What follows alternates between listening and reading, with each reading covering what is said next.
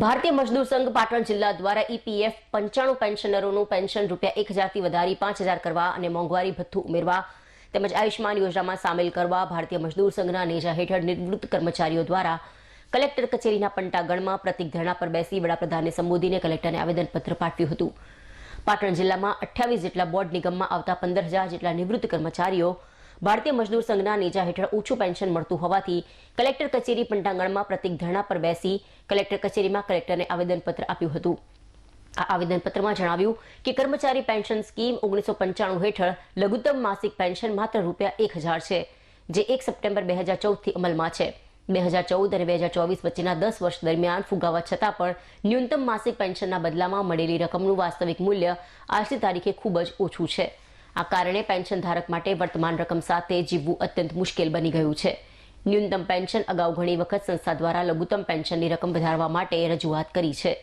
આજે ભારતીય મજદૂર સંઘની અખિલ ભારતીય કાર્યકારી સમિતિના નિર્ણય મુજબ સામે એક દિવસનું પ્રતિક ઉપવાસ પર બેઠા હતા અને 3 જેટલી માંગણી કરવામાં આવી હતી, જેમાં કર્મચારી પેન્શન યોજના 1995 હેઠળ લઘુત્તમ પેન્શનની રકમ ₹1000 પ્રતિ માસથી વધારીને ₹5000 પ્રતિ માસ કરવી જોઈએ। કર્મચારી પેન્શન યોજના 1995ની રકમ હોવી જોઈએ। મોંઘવારી ભથ્થા સાથેની ચૂકવણી લિંક ઉમેરીને કરવી જોઈએ અને આવા તમામ પેન્શન ધારકોને પણ આયુષ્માન ભારત યોજનાનો લાભ આપવા રજૂઆત કરી હતી।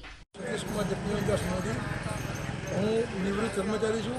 એસટી નિગમ, ડેરી નિગમ, જળ સંચાર નિગમ આવા 28 નિગમવાળા કર્મચારીઓને પેન્શનમાં ખૂબ જ ઓછું આપવામાં આવે છે।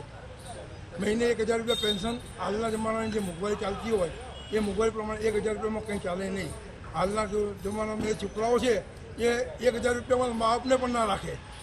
તો અમારું પેન્શનની માગણી અમારી એવી છે કે અમારું પેન્શન 5000થી વધુ કરી આપવામાં આવે અને તેમાં મોંઘવારી ઉમેરી ને પેન્શનરોને મેડિકલનો લાભ મળે એવી અમારી માગણી છે।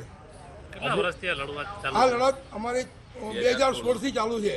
અત્યાર સુધી સરકાર દ્વારા કોઈ પણ જાતનું આ અંગેનું કોઈ નિર્ણય લીધો નથી। આજે શું કાર્યક્રમ? હાલ હું નિવૃત્ત કર્મચારી। આજે શું કાર્યક્રમ છે? આજે કાર્યક્રમ છે કલેક્ટરશ્રીને ધારણા કરી કલેક્ટરશ્રીને આવેદનપત્ર આપવાનું, જેની જાણ રાજ્ય સરકાર અને કેન્દ્ર સરકારને